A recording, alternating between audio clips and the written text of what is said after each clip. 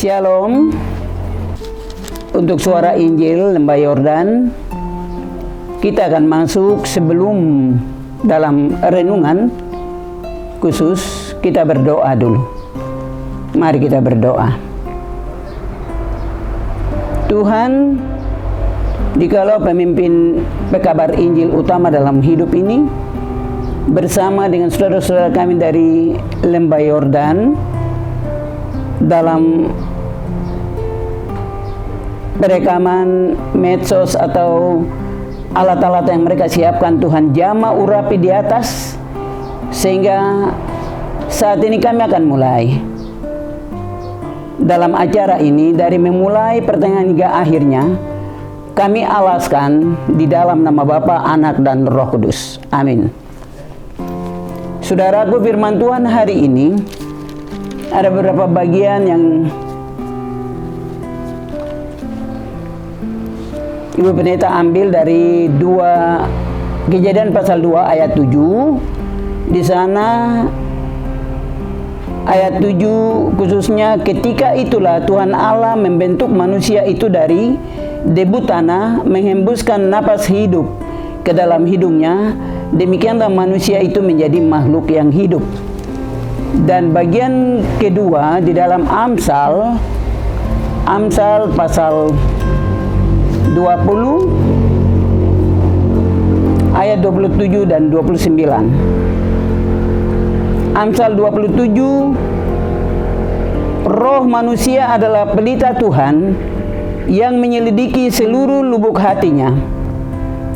Hiasan orang muda ialah kekuatannya, dan keindahan orang tua ialah uban. Itulah bagian-bagian firman Tuhan. Kita setelah lewati menerima Roh Kudus atau mengikuti pencurahan Roh Kudus pada tanggal 19 dan 20 dalam ibadah bersama, penekanannya di dalam Kisah Para Rasul pasal 2 berbicara tentang angin, api, dan bahasa. Pekabaran Injil yang keluar kemana-mana, kalau tanpa angin, api, dan bahasa, kalau hari ini saya bersama saudara-saudara, kalau saya pakai bahasa saya, bahasa orang Jayapura, orang Tanah Merah, tentu saudara-saudara tidak mengerti saya bicara bahasa apa, lalu saudara-saudara tidak paham. Tetapi oleh karena Roh Kudus datang, mengapa ada angin? Angin menghembuskan segala kekuatan-kekuatan yang di dalam kehidupan setiap pribadi lepas pribadi, dan angin harus tiupkan itu keluar. Lalu mengapa ada api? Api membakar yang tidak beres. Mengapa ada bahasa? Bahasa itu menghubungkan komunikasi satu sama yang lain. Kalau atau dengan Geisler bawa Injil ke tanah ini, kalau belum bisa belajar bahasa Numpor dan bahasa Melayu, belum bisa sampai ke tanah ini, mungkin mereka bicara di bahasa Jerman, orang Papua tidak tahu. Dan itulah kelebihan dari pekabaran Injil itu.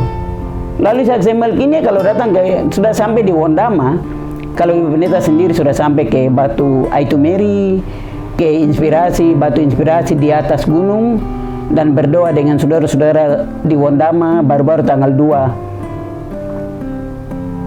Februari di Wondama, dan itu terasa suasana pekabaran Injil. Orang yang jauh dari negara Eropa, mereka boleh datang ke benua Asia Pasifik, kepada kita orang Papua di benua hitam ini, sehingga kita bisa terima Injil dan pendidikan di atas tanah ini. Kalau Ishak Semelkini itu dia bawa Injil dan pendidikan, sehingga banyak orang-orang di Papua menjadi pintar. Generasi ini menjadi pintar karena Ishak Semelkini. Dan ini perlu kita orang Kristen, pengikut Kristus yang ada di tanah Papua, tahu alur pekabaran Injil. Sebab pekabaran Injil, Paulus juga dia berjalan di atas dasar itu. Roma 1 ayat 16 dan 17, sana dia katakan bahwa Injil adalah kekuatan Allah. Karena Injil kekuatan Allah, hari ini saudara-saudara kita boleh berjumpa satu sama yang lain dalam Tuhan. Sehingga oleh karena Injil kekuatan Allah itu, ada gereja-gereja, ada jemaat-jemaat berdiri di sana sini, di pulau, di dataran, di pesisir pantai, di ngarai, di pinggiran danau. Kalau ibu sendiri sudah sampai ke gunung-gunung lembah-lembah, sampai di Maracay Barapasi dalam pekabaran Injil. Kalau berapa tahun yang lalu ibu ada di Pulau Rani, Pulau Nyambarai, bagi-bagi Alkitab, seruling mas dan suara gembira buat saudara-saudara di sana dari tim penginjilan. Saudara-saudara tidak salah pilih, minta ibu untuk Ibu sampaikan tentang pekabaran Injil.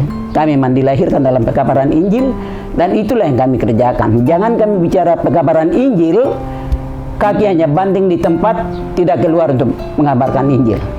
Mengabarkan Injil itu, kita hari ini ambil keputusan, saudara-saudara datang dengan alat-alat ini mengabarkan Injil ini. Luar biasa.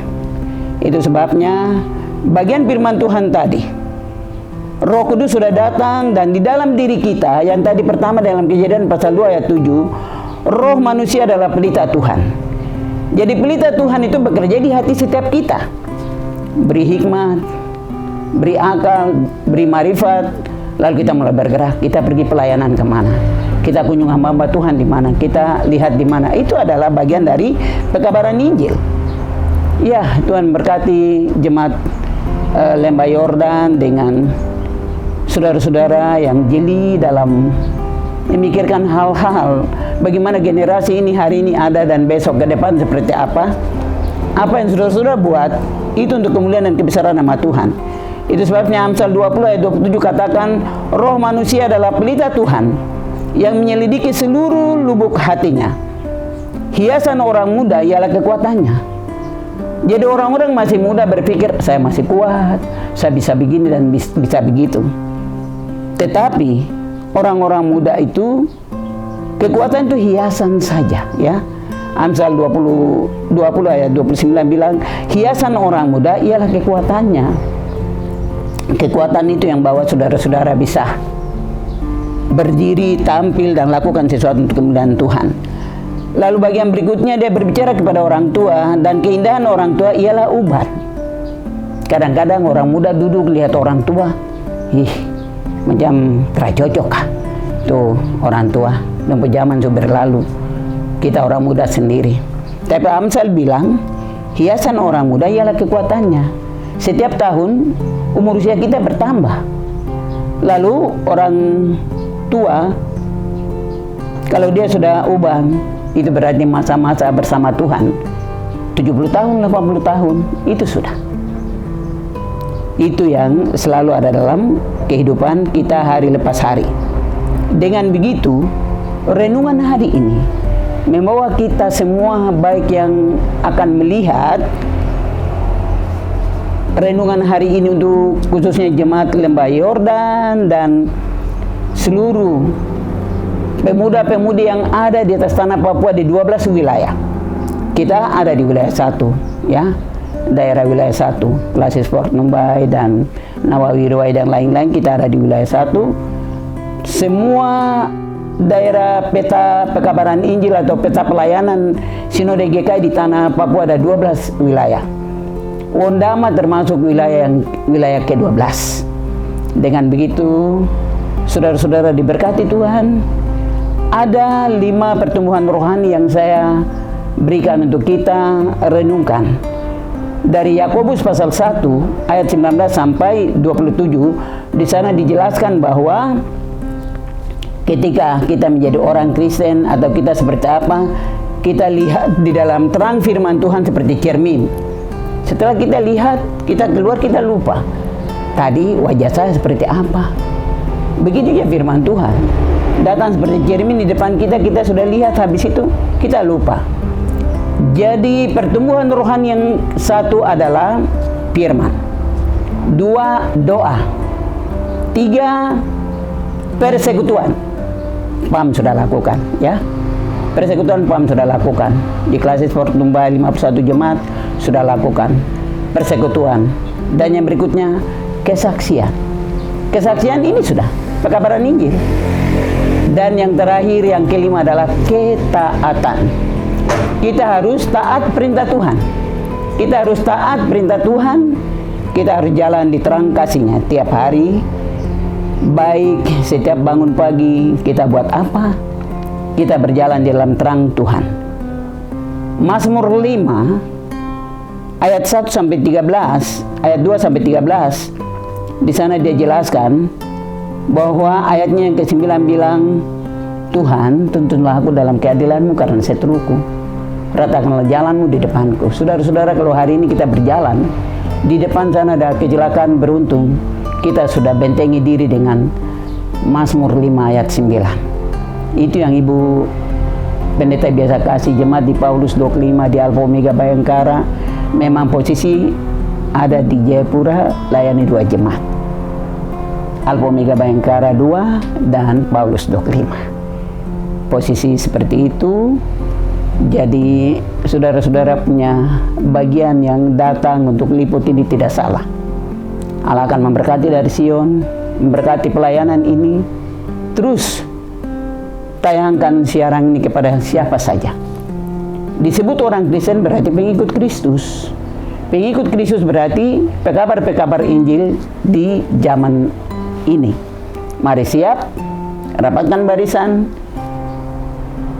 Efesus pasal 6 ayat 15 bilang, kakimu berkasutkan kerelaan untuk memberitakan Injil damai sejahtera.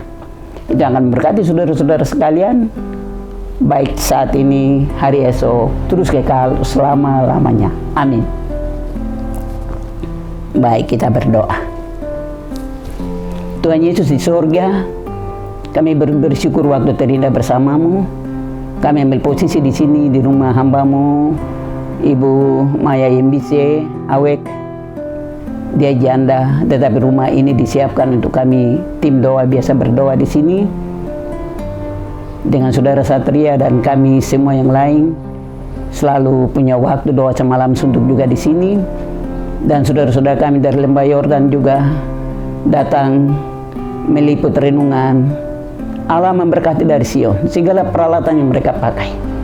Baik hari ini, hari esok, tetap dalam perlindungan Tuhan. Tuhan menjaga, Tuhan memagari jemaat GKI Lembah Yordan dalam naungan tangan kasih setiamu, baik PHMJ, Ketua Jemaat PHMJ, dan seluruh unsur-unsur PKB, PWPAR, dan PAM diberkati.